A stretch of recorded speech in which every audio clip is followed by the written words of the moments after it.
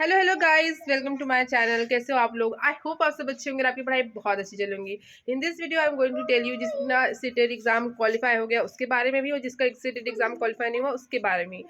तो जैसे जिसका सीटेट का एग्जाम क्वालिफाई हो गया है तो उनके लिए पहले तो कॉन्ग्रेचुलेशंस, आप लोगों ने बहुत मेहनत की, बहुत अच्छे से आपका सीटेट का एग्जाम क्वालिफाई हो गया है। इसके बाद आपके पास बहुत अच्छी गोल्डन अपॉर्चुनिटीज बिहार में जो बीपीएससी टीआरई 4 की वैकेंसी है वो, तो अभी से आप लग जाइए। और आई होप बहुत सारे लोग लग चुके होंगे, और आपको अपनी सीट, अगर आप चाहते हैं कि 2025 में अगर आपको जॉब चाहिए तो ये बहुत अच्छी वैकेंसी है और आप इसमें बहुत एलिजिबल है और आप मेहनत करके अपने लिए एक जॉब ले सकते हैं।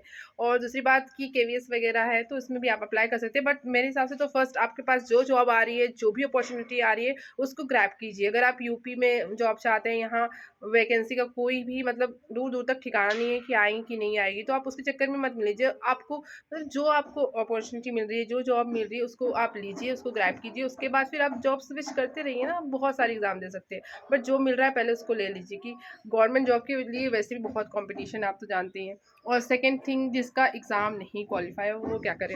कोई बात नहीं, एग्ज़ाम क्वालिफाई नहीं हुआ कोई बात नहीं। अब तो सीटेट साल भर में 2 बार होता है। लास्ट टाइम 2024 में 3 बार सीटेट हुआ था। मतलब अब ऑनलाइन एग्ज़ाम में तो एक ही बार हो रहा था, बट अब क्या है ना कि अब सीटेट पहले जैसा फॉर्मेट फॉलो करने लगी है। साल फॉर्मेट फॉलो करने लगी, साल में 2 बार होता है। तो लास्ट टाइम हुआ था कि मार्च में मिड ऑफ मार्च में नोटिफिकेशन आ गया था और जुलाई में एग्ज़ाम कंडक्ट हुआ था।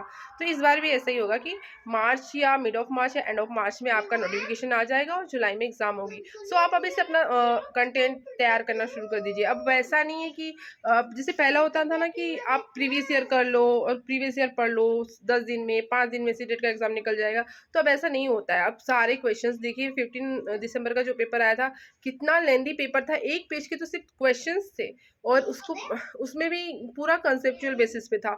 कुछ भी ऐसा नहीं था कि प्रीवियस ईयर पढ़ लिया और हो जाए। सारे क्वेश्चंस प्रीवियस ईयर से आए थे, प्रीवियस ईयर की सॉरी सारे क्वेश्चंस जो भी है ना प्रीवियस ईयर से नहीं आए थे। सब कुछ कंसेप्चुअल थे और सब कुछ कंसेप्ट पे था। अगर आपके कंसेप्ट क्लियर है, अगर आप पढ़े हैं, उसको अच्छे से जानते हैं, तभी आप वो सॉल्व कर सकते हैं। जैसे कि इस बार मैंने सीटेट एग्जाम ऐसे तुक्के में दे दिया था, लेकिन मेरे कंसेप्ट बहुत क्लियर थे, इसलिए मुझे सीडीपी में 21 मार्क्स आए। और बहुत सारे लोगों के सीडीपी में अच्छे मार्क्स आए नहीं है। आप तो जानते हैं हमेशा रेशो कैसा रहता है। इस बार तो सबसे कम एग्जाम का रिजल्ट आया है, जिसमें बहुत कम लोग पास हुए हैं। कारण ये कि पेपर बहुत लेंदी था, और दूसरा कि कंसेप्ट क्लियरेंस ना होना। और अगर आपके कंसेप्ट अच्छे हैं तो आप ज़रूर इसमें क्वालिफाई कर जाओगे। बस सीटेट मतलब कंसेप्ट और टाइमिंग का ही खेल है।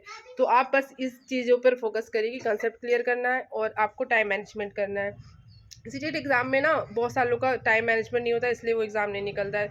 तो आप लोग बिल्कुल परेशान मत होइए, आपके पास 3 महीने पूरा फोकस, पूरा डेडिकेशन के साथ पढ़िए, क्योंकि यही फर्स्ट स्टेप है। आपको कोई भी वैकेंसी का फॉर्म भरना है तो ये एंट्रेंस एग्ज़ाम होता है, इसको आपको निकालना बहुत ज़रूरी होता है, आप तो जानती हैं। तो इसको ज़रूर करिए। ऊपर से सेंट्रल लेवल का होता है, उसकी वैलिडिटी भी लाइफ टाइम होती है, तो इसका एक प्लस पॉइंट ये भी रहता है।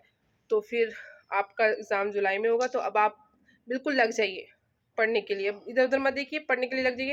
अगर आपको बैच लेके डेडिकेशनली एक जगह से पढ़ना है तो बैच ले लीजिए, और अगर आप अपने से कर सकते हैं तो यूट्यूब पे हज़ारों कंटेंट है, वो कंटेंट बहुत इनफ है जिससे आप अपना एग्ज़ाम क्वालिफाई कर सकते हैं। अगर मैं बताऊँ तो हिमांशी मैम का या सचिन सर का है, मुझे तो ये दोनों बेस्ट लगते हैं।